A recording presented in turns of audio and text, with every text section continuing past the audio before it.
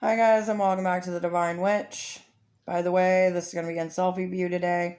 For some of you who can't stand that, sorry, but I'm just kind of having a lazy day today. Either way, I'm going to continue on to our topic. So, there's another YouTuber named Starrfire, and she had sent me a request, I believe it was on Facebook, and there was some cute confusion for a while. But I was watching one of her live streams that she did earlier today, and there was one part of it to where she was talking about she brought this Buddha statue in, and she let her little Yorkie in the room. The Yorkie was going nuts, and she was like, I need to sage this thing. Something's not right. And it made me think, you know what? I'm going to put the money spell on the back burner, and I'm going to talk about when you bring things into your home that you bought. So, I've talked about this before. No matter where you go and get something, you should always sage. But let's be realistic. If we go to Walmart and we get some groceries or Kroger's or whatever, you're normally not going to sage your groceries before they come in. Um, so this is more geared to like your retail shops. If you're more shopping within the pagan community, such as pagan shops, spiritual shops, metaphysical shops as well. You know, it's not saying that you get an item and that these people are bad people. That's not me. That's not what I'm saying. Because it can even happen at like Goodwills, swap meets, things of that nature that have history to them as well. But you never know, one, who's come in contact with it, and two, who's touched that. What energy did they have? You don't know. I don't know. You don't know what they were going through. It's like, have you ever heard the stories where someone goes, let's say, on eBay and buys an old antique doll? They get the doll, nothing really happens at first, and then they start hearing like maybe footsteps or little voice, or they notice that the doll isn't where they left it, and then they start wondering, something going on with this doll. Then they push in the back of their mind, and before you know it, seems like life's just not going well, and they have someone come out and do a reading on the doll, and come to find out there's a spirit attached to it. It's the same basis. Now, if you know what you're looking for, you can prevent that ahead of time, like she did. You know, her animal gave her a warning.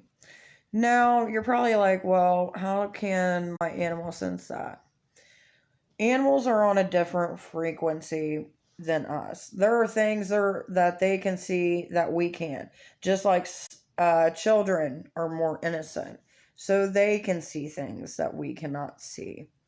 So when you start getting your animals acting really strange, then, you should take that as a warning. Or if, let's say, the vibe in your house changed. Let's say before you brought the item in, it was cool, it was relaxed, you were just happy, the flow was good. And then as soon as you get that item in your house, it's like it just all goes to the fan. You know what I mean? Like it's just nonstop. And sometimes it'll lay dormant. Right there is another huge sign. Um, let's say if your altar room is where you sleep, you start having really bad dreams. You start getting the feeling like you're being watched and no one's around. I mean, for some people, you'll get that feeling anyway when you're in the dark. But I'm talking about something's here. I feel it. Then it's time to take action at that point. If you haven't already, and you're one of those people that misses the 18 other signs before you get there, then I'm going to give you a few tips and tricks to help you out. Tip number one, a bell. Now you're probably thinking, all right, how's a bell going to help me out? I'm not carrying a bell with me everywhere I go and feeling like Santa Claus going ho, ho, ho every time I walk through the door. Okay, what I'm talking about is you'll see them in shops where when you open a door, you hear the little bell ring. Get one of those. Put them at each of your doors. Bells or any like sound vibration that is more of a calming tone will clear the air of any spirit that comes in contact. So it's kind of like bug spray. You spray it on and it goes away, right? Now, it's not a tell-all. There's can also have a mirror that is in front of your door. Now you're probably thinking, all right, what do you mean? Okay, let's say if your door is this way and you got a wall this way, you're going to hang a mirror that will face that door. Front, back, side, doesn't matter how you do it. Mirrors have a way of reflecting. It not only reflects spirits, it also reflects magic. It also reflects bad intentions, and it also reflects anything that will try to come into your home. It works. I do it. Trust me. If you want a little bit more extra, then you can go as far as putting sigils behind the mirror as well. You can also lay sigils in the front of your home and the back of your home. Now, one of the things that I personally suggest is that if you decide to go the route of sigils, for the love of the gods, please know what type of sigils you are putting down.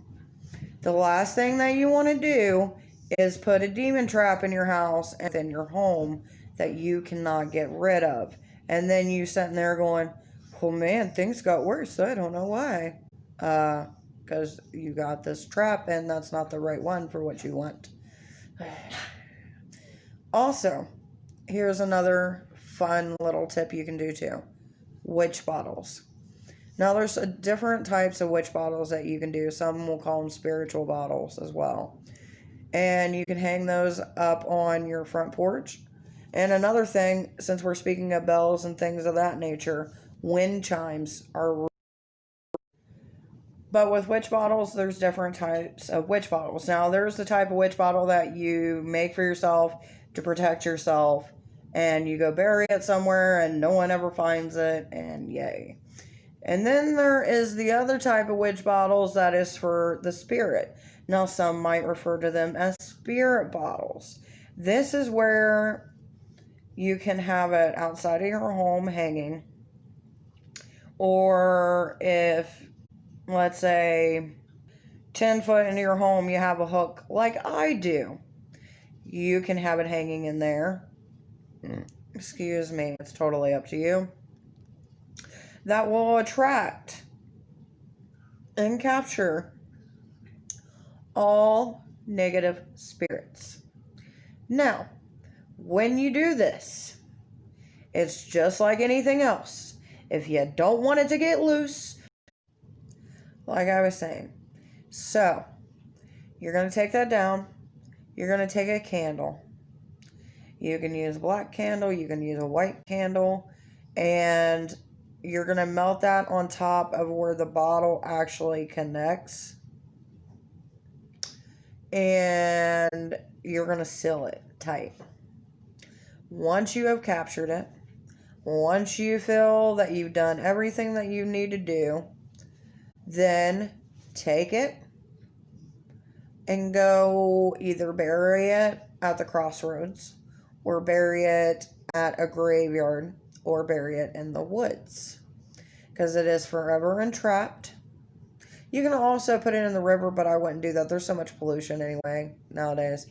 But go bury it. Be done with it. Wash your hands clean of it. Cleanse yourself before you can. And, you know, it happens. I know people have different opinions on that. This one personally is my own opinion. So, what did we learn today? No matter if you're at a witchy shop or not all items come without possession. Same goes for your Goodwills and your swap meets and anywhere else. You've learned how to defend yourself pre-hand. You've been given advice to do when it does happen. So, my puggy is going nuts, so I'm going to bid you all farewell and say thank you for watching the video. Feel free to subscribe if you would like. That way you can be notified when we post more. Thank you. Bye-bye. Now, before you enter back in your home, hit the wind chimes, cleanse yourself, say a light prayer, visualize clear light cleansing you, whatever feels comfortable to you, because if you go somewhere where spirits are known to play, you're probably going to end up bringing one back with you, even though you just got rid of one. I know it seems like a lot of work. I'm telling you, mirrors are the way to go with this. But after that, you should be good to go. Now, depending on who you talk to, depending on who you ask, some people will keep the spirits and try to use them as their bidding. Okay? Some will guard them. It is up to you. But please be careful on what you do. Because sometimes, even though you think you can control it,